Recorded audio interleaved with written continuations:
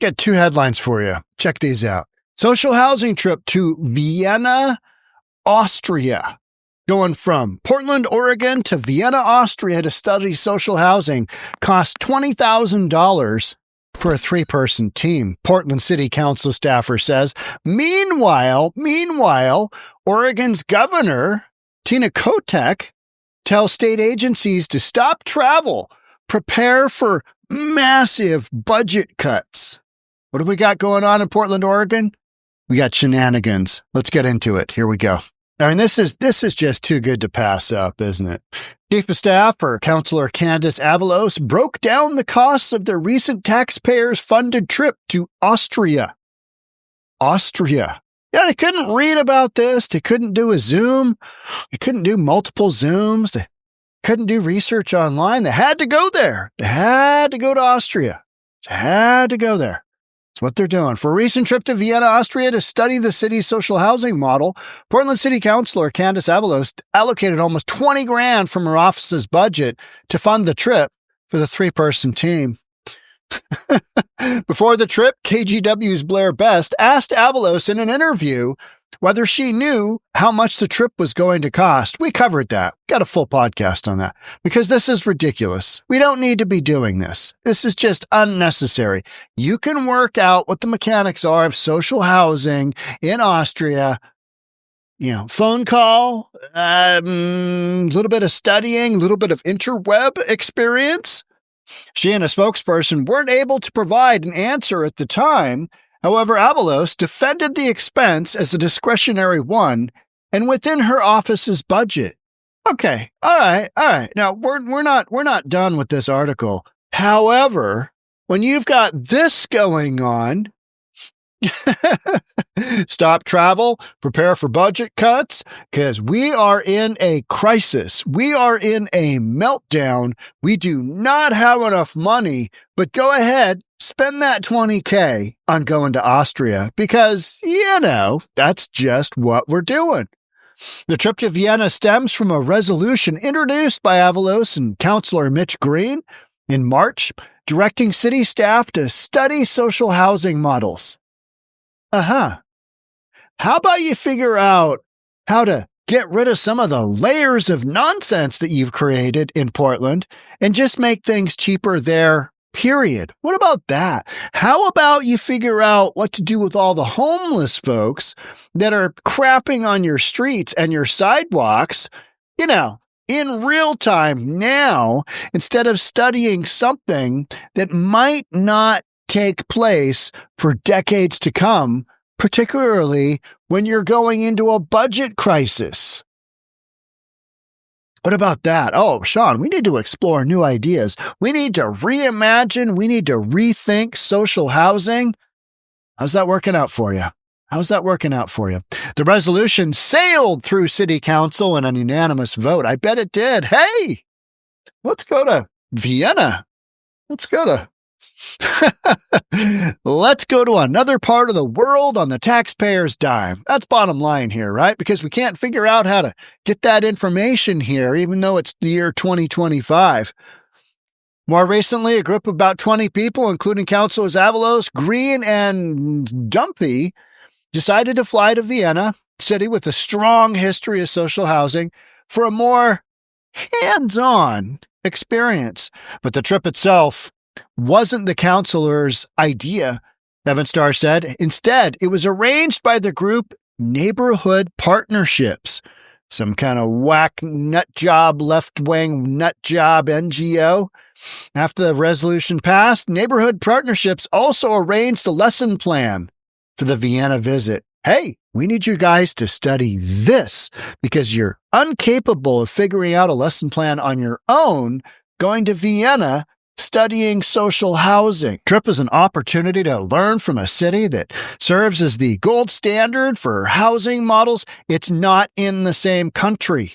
It's got wildly different sets of social stuff going on, government going on, economy going on. They're not in a massive budget deficit that creates stable long-term housing and build community wealth and livability. Yeah, it's called communism, and it doesn't work, and they've taken little bits and pieces of it, and they're doing that. So how about that? How about that for your lived experience? Real estate guy just told you what's going on. As the chair of the Homelessness and Housing Committee, and as the chair of the Homelessness and Housing Committee in Portland, how's that going? I'd like to know. Is it getting better? Are you reducing homelessness? Are you just kind of playing whack-a-mole? Yeah, you're playing whack-a-mole because that's all you can do. Councilor Avalos felt a responsibility to the cause and also knew this would be a rare chance to learn directly from experts, residents, and government officials. Early on, 𝗪𝗡𝗧 explained they considered the cost of the trip and how they might save money, but they dismissed the idea of trying to arrange some kind of remote curriculum. We got to go. We've got to be there firsthand. I've never eaten in Vienna, and I want to eat there. I want to eat there. In the end, the lived experience and the 9-hour time difference convinced us that it was worth the time and expense to do this the right way, she wrote. Zoom calls, did I mention the 9-hour time difference, were just not possible. You got to go to a different part of the world to understand social housing. Are you kidding me? No, you're not. And it costs $20,000 for 3 people. According to 𝗪𝗡𝗧, city councilors must submit travel forms with estimates for the maximum amount they might spend on a trip, so budget staff can later reconcile the actual costs. Okay. So we got $3,900 for a hotel, 3 people for a week. $1,500, $2,000 food per diem, about $100 for transportation. Oh, as they primarily used public transit. Well, that's because Vienna actually has public transit that works. You don't have homeless people crapping on everything all over, smoking the 𝗨𝗏𝗍, beating up the bus drivers, maybe killing one every now and then, like happens here in Seattle, and $7,000 in program fees. What's that all about? All told, total estimated cost came to about $20,000, about $6,600 per person. However, 𝗪𝗡𝗧 said the actual cost will likely be lower, whatever, don't care. This is not standard city policy, but we believe that bearing a personal cost for work-related educational trips is classist. What a bunch of commies. Just absolute communists. So, personal cost for work-related educational trips is classist and undermines access to people who don't have large nest eggs or credit cards or manage their money well. I said that last part, yeah.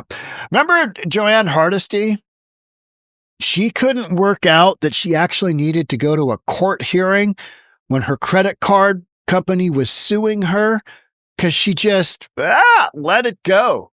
No ability to manage money, and yet was on the Portland City Council. Or whatever that was. Maybe she was on a county council. She was terrible. She didn't know her butt from a hole in the ground. Our office will never require our staff to pay for food or transportation out of pocket when traveling for their job. Maybe this is some of how, when taking a $20,000 completely unnecessary trip, that you get a budget deficit. I'm just saying. Now, when you got a, few $100 million budget and you're spending $20,000, it's not a huge number. It's not a massive number. But at some point in time, every dollar counts. And when it's taxpayers' dollar, every dollar counts, right? It just does. Could you imagine somebody from Oklahoma City or somebody from Texas or for somebody from Tennessee sitting down at their city council meeting and going, hey, we've got this homelessness problem. It's pretty rampant because of our own policy. I mean, we basically created this ourselves. But you know what we want to do, comrades? You know what we want to do, comrades, is we need to go to Vienna. Where? Vienna. Where's that? It's in Austria. Let's go to Austria. I mean, who doesn't want a trip on the taxpayer dime to Austria? Epic. Meanwhile, Evanstar estimated they may have paid more for flights than other groups because they use the city's contracted travel agents instead of booking the flights themselves. Our office was told we had to use the city's contracted travel agents to book flights, but only learned later that flights can be booked directly without going through a third party that charges large fees. Okay. All right. Okay. All right. I get it. In the end, we were very glad we went. We learned so much, came back inspired about the future, and are connected to an entire cohort of other Portlanders and experts in Vienna who we will be working together with to secure equal quality housing and affordability for all Portlanders. That ain't happening. Your homelessness is going to get worse. You're not going to have more affordability. It's baked in to Portland's policy. It's baked into every big blue Democrat-run city, especially ones run by progressive Democrats. It's baked in. Lack of affordability, lots of homelessness, lots of drugs, crazy stuff going on, shenanigans for days. That's all I do podcasts on, right? So this whole notion that we're going to have secure quality housing and affordability for all, that's just nonsense. It's complete 100% nonsense. It's delusional. It's delusional talk. So let's go see what Tina Kotek has to say. What's going on there? So we $20K, spent it on a bunch of stuff, just absolute nonsense.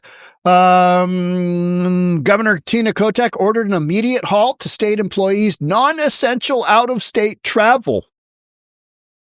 And directed agencies to find more ways to cut costs on Tuesday after Oregon's budget surplus from a few months ago turned into a nearly $375 million shortfall.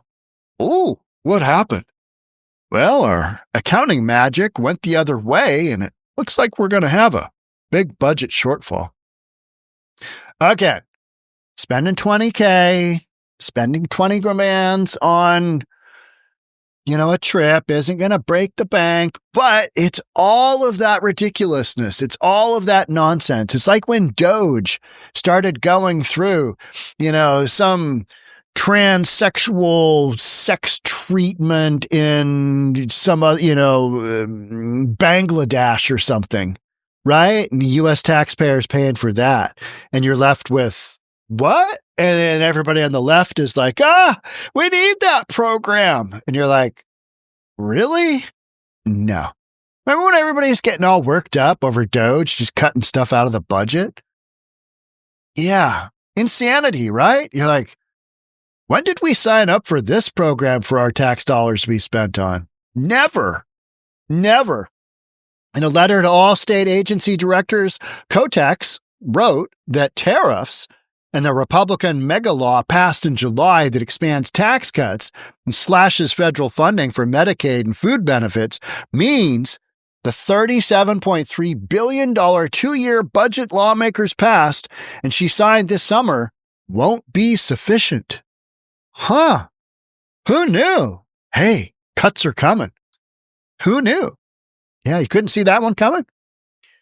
Didn't know the rough impact? You didn't have somebody crunching the numbers? You didn't have some accountant there going, well, based on the federal tax cuts, we got something going on here. I am directing state agencies to immediately cost-saving measures and prepare for further reductions. We will make tough, sensible decisions while protecting the core services Oregonians rely on. So by tough, sensible decisions, you mean sending a 3-person group that's going to learn about imaginary social housing, how to implement it in, one of the most progressive, overtaxed, overburdened cities in the United States with a whole bunch of just absolute shenanigans going on at street level with some of the highest vacancies in its commercial core because the city can't figure out how to provide basic public safety for a small area that creates a massive amount of tax revenue for the city, but the city won't have because nobody wants to run a business there. You mean that as responsible tough decisions? Okay. All right. Okay. I'm listening. I'm listening. All right. So those are tough decisions. Oregon expects to lose about $888 million in revenue over the next 2 years, mainly because they can't do math and they've got ridiculous stuff on their books and they're going to lose a little bit of federal funding. So there was one more comment in here that was just epic.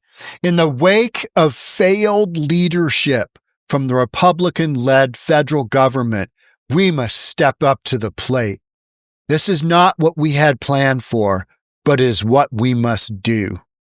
You mean like taking a trip to Vienna to learn about imaginary social housing that can't be implemented here in the United States, particularly because of your own leadership and how you can't get anything done in a cost-effective manner, and that's what's driven your cost of housing through the roof? Okay. All right. There's that, right? There's that. Now, I'm just beating this into the ground, right? Because it's so ridiculous. You've got two things happening simultaneously. They literally just got back to this trip, and Tina Kotek is talking about, you got a bunch of... Yeah. Well, it ain't all about what the Fed's doing. You got a whole bunch of nonsense in there.